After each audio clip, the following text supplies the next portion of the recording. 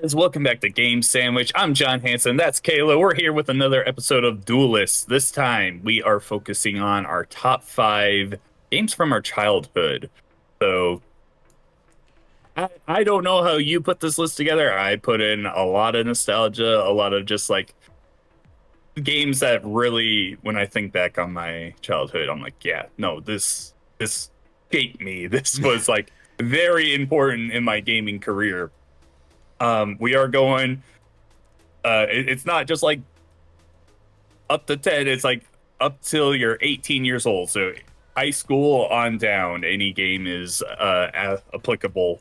Uh, did you get a big waft of nostalgia going through these games again? Oh my gosh. Yes, I did. And it was a thing where, because we're only doing five, this was like me trying to remove my bits on the channel aside and be like, all right, like you said, what are the core games that shaped me? And I'm like, man, this one was tough. I think out of any video we're gonna do in Duel List, this is the most difficult list for me to make.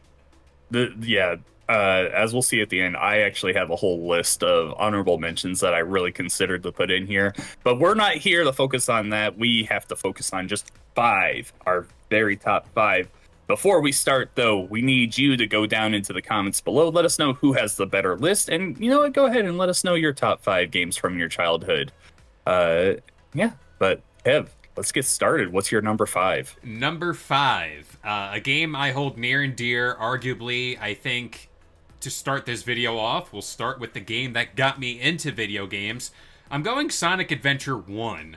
And I know this is the game that has gotten a lot of flack for being buggy. The voice acting is a little off, and by a little, I mean a lot. The facial expressions throughout the game is very, very rough. But when I tell you, the first level and when Sonic is being chased by the orca, that is the moment I can like immediately go back to as a kid and realize like the time and place, the weather, everything when I was playing that game. And it was on the Sega Dreamcast. I also want to make that clear, not on the GameCube. Sega Dreamcast.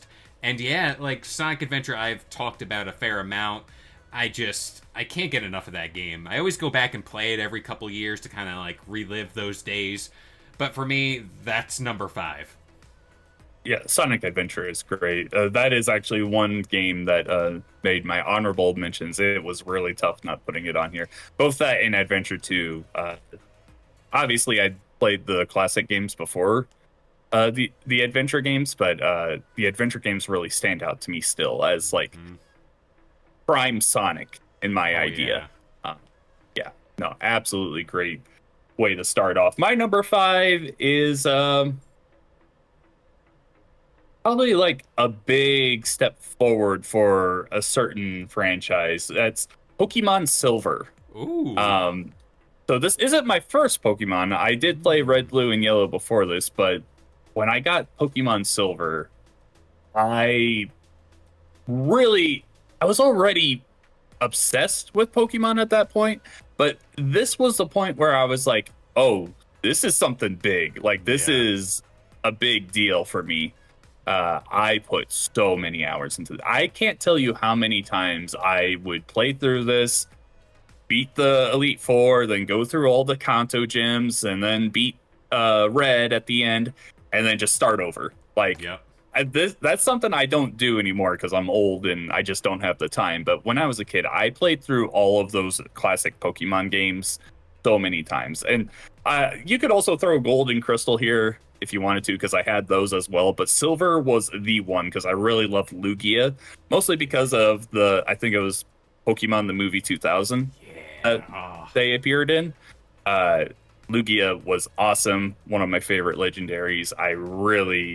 Just I loved Silver, especially. Johto is still my favorite Pokemon region, I think.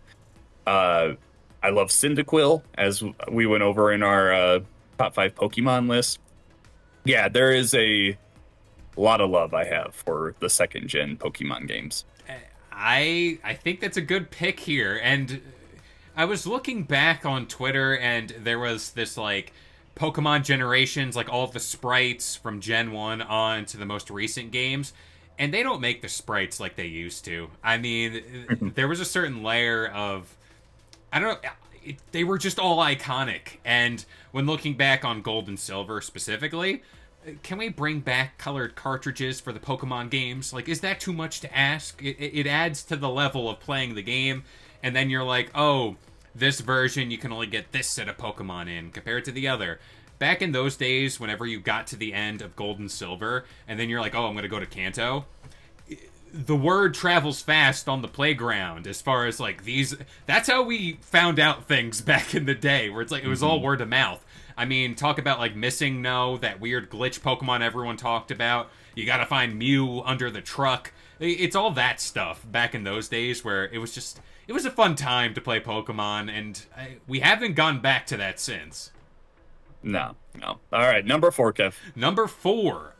Much like you, it's Pokemon game. I'm going well, you picked one, so I'm gonna pick one here. Pokemon Sapphire. I love me some Kyogre. And, of course, blue, my favorite color. Of course I'm gonna pick the blue Pokemon game. But that generation of Pokemon, I mean, we did a duel list of our favorite Pokemon starters, and yeah, Mudkip was number 1 for me. And it draws back to that. These are the games I played the most. We talk about Emerald as well. Lump that in. But yeah, this generation of Pokemon Gen 3 is like, you go back and ask anyone around my age, that's our generation. And can't get enough of it. Again, Brilliant Diamond Shining Pearl isn't the remake I really wanted, but we got it nonetheless. But yeah, Pokemon Ruby and Sapphire, number 4 for me. That's a good choice. Around this time when Sapphire, Ruby, and then later Emerald came out was when I actually got peer pressured out of playing Pokemon.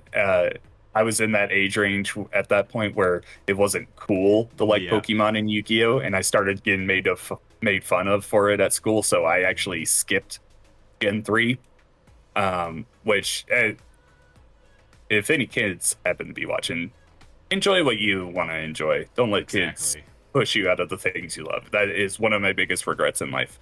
Obviously, now I'm back into it, and I love it so much still.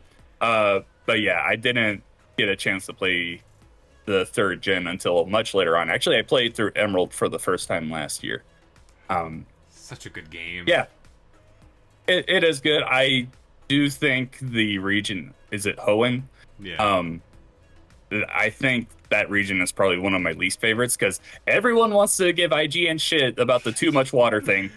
It's completely right. Yeah. There's way too many water areas in that region. Oh. Okay. My number 4, if we were talking about like just top 5 games of all time, this would actually probably be in contention for number 1, but I dropped it a bit lower just because the other games put so many hours into, and when I think of my childhood, I think of those games, but I couldn't leave this game off of the list. The Legend of Zelda Ocarina of Time. Good pick. Oh my god. Talk about a game that shaped me. I am a massive Zelda fan. I've got Link on my shoulder here now.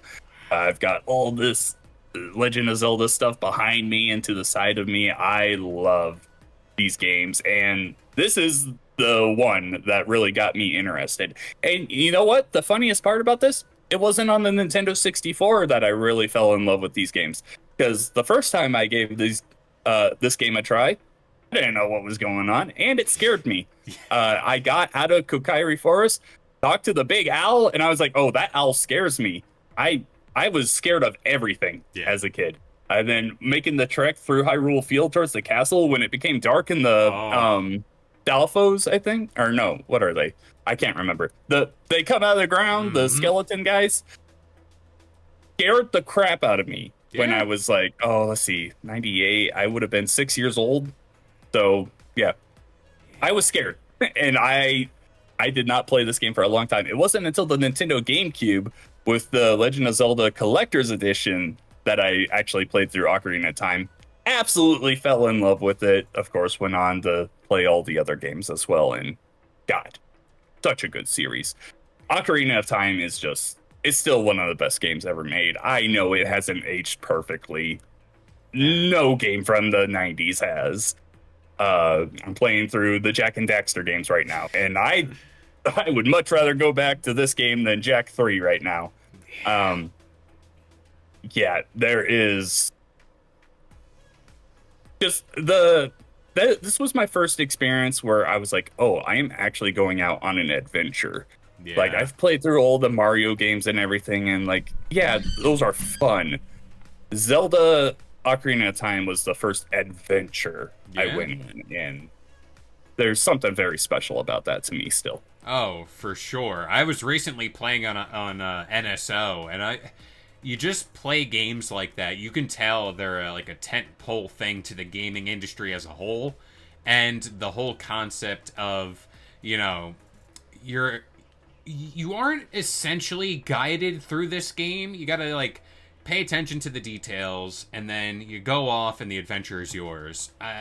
And on the N64, like back in those days, like that was groundbreaking stuff as is. So yeah, that's a good pick there for number 4. Hmm. Hit us with your number three. Number 3, it should. You know what? We're rocking with it. Grand Theft Auto 4. This is the first Grand Theft Auto game I ever played, mainly because my mother was very responsible and didn't let me play games like this growing up. I had to really beg Not and even at a plead. friend's house. Like, Not even at a friend's house. I had to beg and plead. And then I remember the sentiment of getting Grand Theft Auto 4. I got it used at GameStop. It was like EB Games at the time. That's really dating myself there. But the first thing I did, first, you put it into the game console and you don't have to install anything. That was a big thing for me. And then after that, I was like, I'm just going to steal a minivan. And like the sentiment of playing that game, the amount of hours I spent in the multiplayer, then you get the Ballad of Gay Tony, the Lost and Damned, all that DLC. It it just kept going. It kept going. The multiplayer got changed with the Ballad of Gay Tony, added a bunch of new weapons, helicopters, cars, and then the old fable of Ratman in the sewers. I spent countless hours looking for him. Not a thing, at least to my knowledge. And yeah, Grand Theft Auto 4 to me is just an all-time great. it is pretty great. I remember when I got this game, I was probably like 14 or 15, and my cousin was buying it for me, and we were at Best Buy, and he went to buy it, and he was older. He's at the time he was probably in his 30s, um, and he forgot his license, and they were like giving him such the hardest time because, oh, you have to prove that you're at least 18 to buy this. And now that I'm like, that's ridiculous, man. Mhm. He very obviously wasn't under 18, but yeah. Um, Grand Theft Auto 4 is great. My first experience was probably 3, but man, I always think about Vice City, which has me especially excited for GTA 6 Oh when yeah, that comes out. But GTA 4 was great. I liked Nico. Nico yeah, was a great protagonist.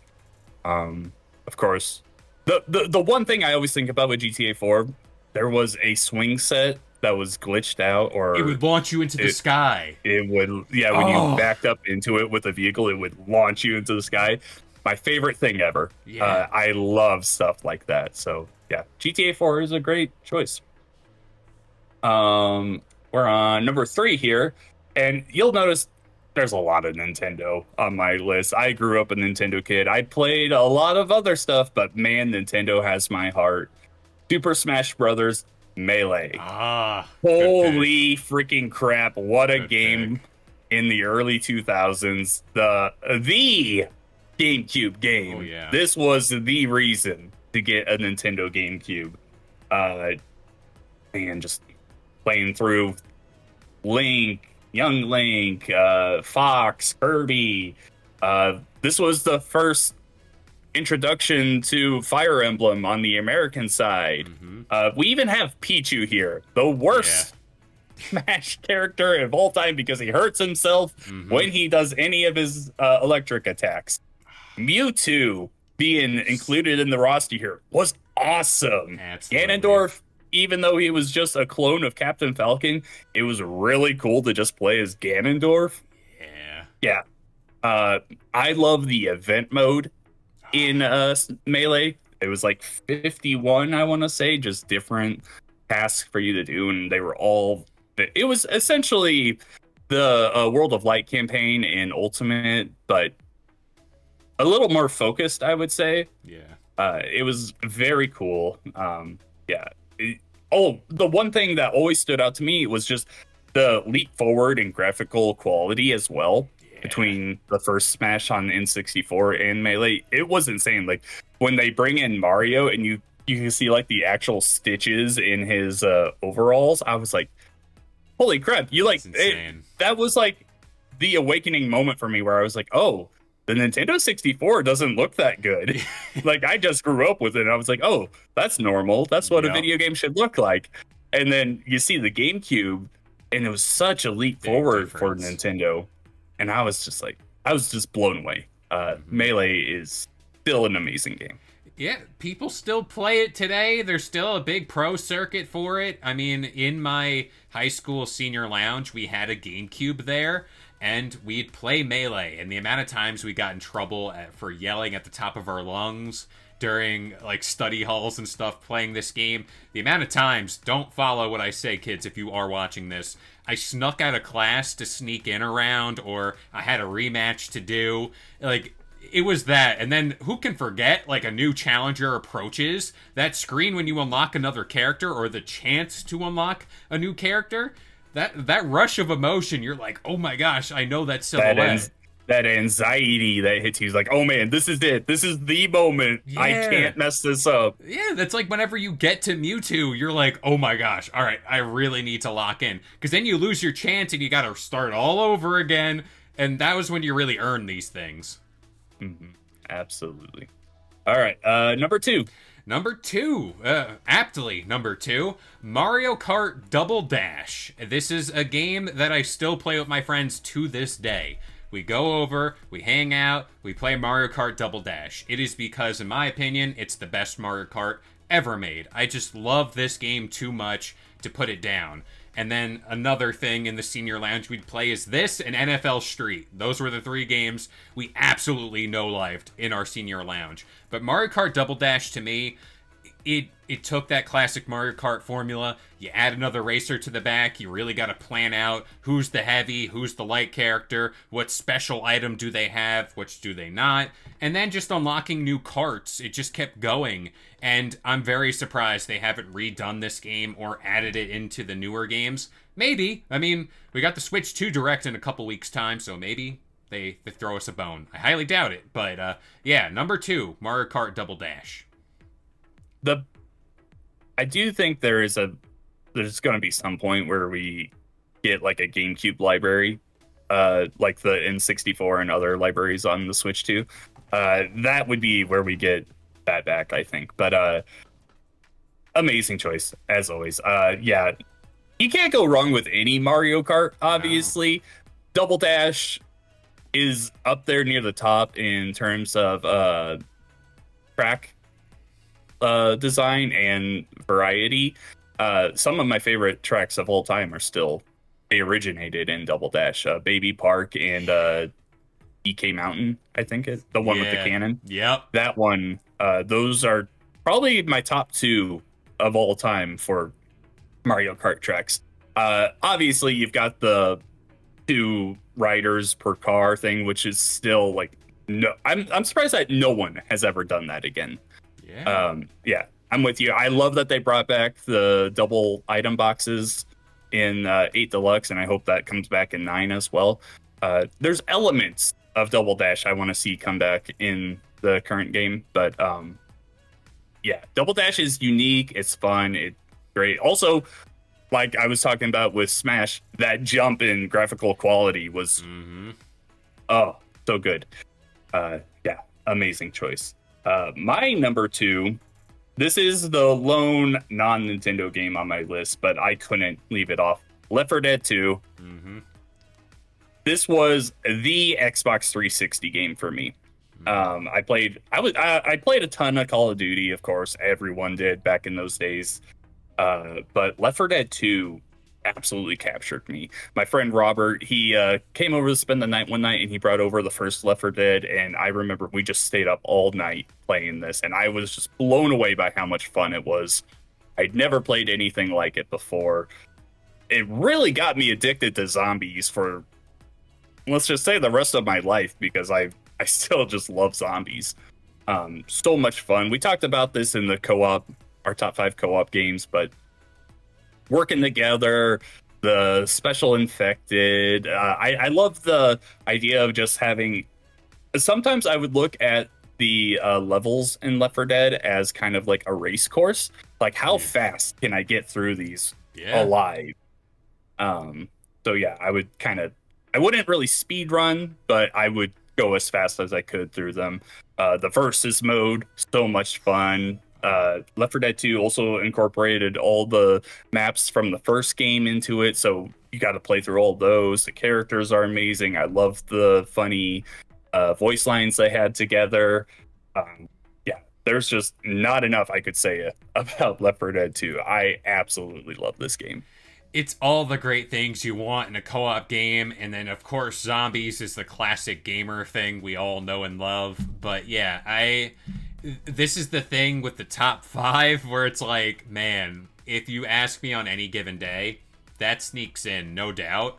And for PC gamers out there, I'm sure you probably know, but like it's on sale right now for like $1.30. Like, these are two games, if you've never played them and you have a PC, they're on sale right now for like almost $2. Buy them and play them. There is no wrongdoing there at all. So yeah, I love Left 4 Dead 2. Yeah. All right, number one, Kev. Number 1, this is the one where I really, really tried to change up my answer for the sake of not being the same, but it's Halo 3. I cannot tell you the amount of time I've spent. Again, it's going to sound like a broken record, but like I tell you, there is a period of my life where any other game could have released and I would not have cared, because I was too busy playing custom games. I was too busy trying to get the VidMasters. I was too busy doing Forge mode and Duck Hunt and the multiplayer and all that. Like, Halo 3, Infected. yeah, Infected. Halo took over my life, Halo 3. And then it's that, like I mentioned earlier, the word of mouth. Whenever I went to school and all my friends were migrating over to the Xbox 360, and I was still on like the GameCube and the PS2 I had at the time, and I was like all alone on that little side of the consoles, and them talking about infected mode, and then I was like, what is that? Like, what's Halo? Who's Master Chief? And then that evolved into me buying a 360. I got, back in the day, you're supposed to have that little dongle to attach to the back of your console to get the internet to play online if you didn't have Ethernet.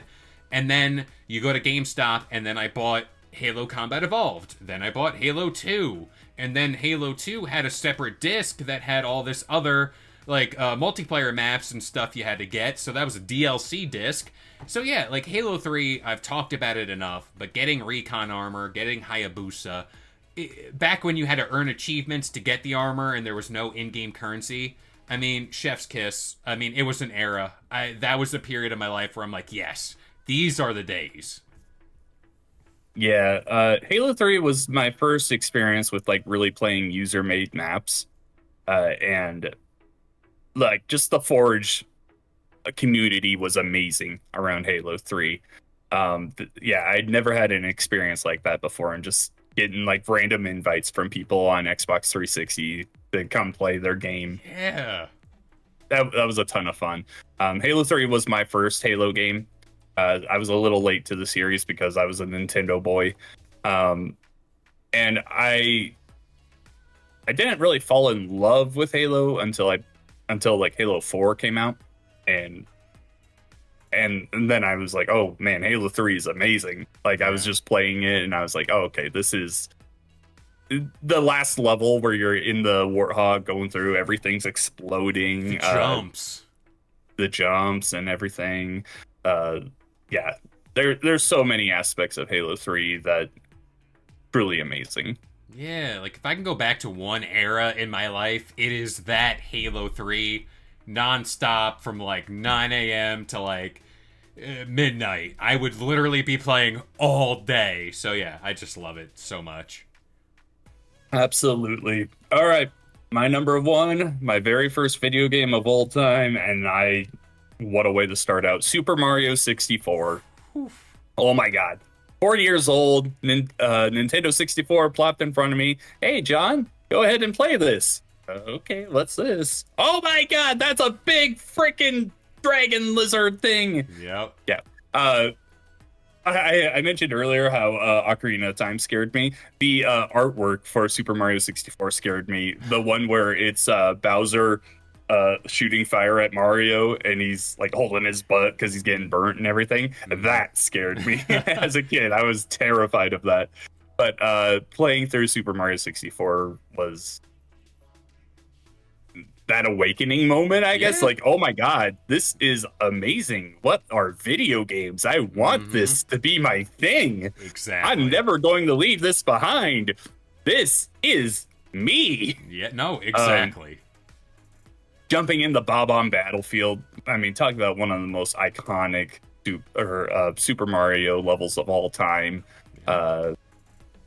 We need to put King Bob-omb in more Mario things. Yeah, just going through the castle, finding secrets, getting the 120 stars. I loved also how they worked in how you jumped into the paintings could change some worlds. Like there was the water world where if you jumped at the top, the world would be filled with more water, and the lower down you got, the less water there was at the beginning. There's also the clock world, tick-tock clock, where depending on where you jumped in, where the clock hands were, decided what speed the clock was moving when you were in the world. There's, I think it was called Tiny Huge Island, where there was a tiny one and a huge one. That one was so cool.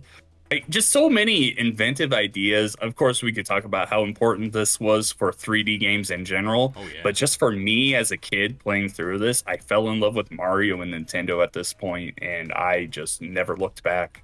Yeah, it's one of those games where you just can't deny how much it did for not only Nintendo, but the industry and just everything following it. And whenever it's still played today, whenever the formula is still there, you know they did something absolutely right. And yeah, Super Mario 64.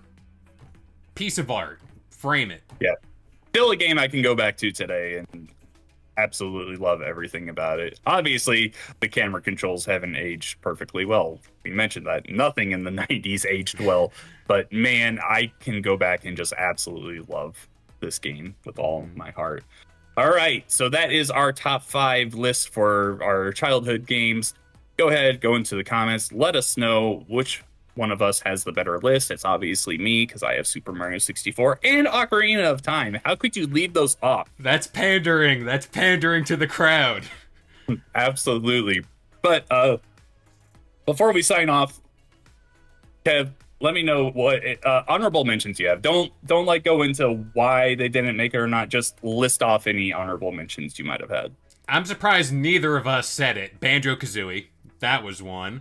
But the more niche one, Disney Extreme Skate Adventure. I don't know if anybody has heard of this. Have you heard about this game? Okay, good. So I'm not going crazy. That was a fever dream, but that was the one thing I needed to bring to attention here, and I played it so much. But yeah, those are my two that I could think of off the top of my head. But Man. Pokemon XD Gale Darkness, I'll slide that one in. Might as well. Okay. Yeah, I have a lot here because, oh my God, it was very hard for me to put this list together. You mentioned a skating game there, but Tony Hawk's Pro Skater, of course, Banjo-Kazooie, Sonic Adventure 1 and 2, we already mentioned that, Kingdom Hearts 1 and 2, Mario Kart 64, Diddy Kong Racing, Super Smash Bros. 64, Call of Duty 4 Modern Warfare, BioShock, and this one is probably the one that is the most out of place here, because you look at the rest of my games on this list and my honorable mentions, you're like, oh, this is some of the best games of all time. Of course they couldn't make this list. But this series, I don't know how it's really accepted today, but I don't think they're really loved. Dragon Ball: The Legacy of Goku. Oh, okay. The Game Boy Advance games that you just played through the Dragon Ball story as Goku and people, and Here it you was a go. top-down RPG. And I really loved them at the time. But thank you so much for watching. Go ahead and let us know who won, who has the better top five list. Subscribe to see any of our future videos, and we will catch you on the next one. If you enjoyed today's video and want more content just like this, consider subscribing to Game Sandwich for all your news, rumors, and reviews. And we'll see you guys next time.